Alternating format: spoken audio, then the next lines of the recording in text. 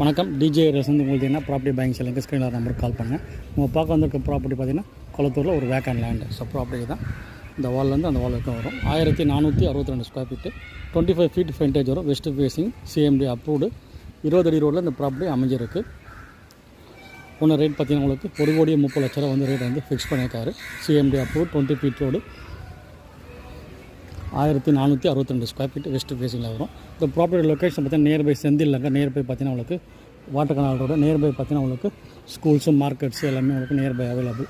நல்லா prime location இருக்கிற property யாராவது தேவைன்னா கூப்பிடுங்க.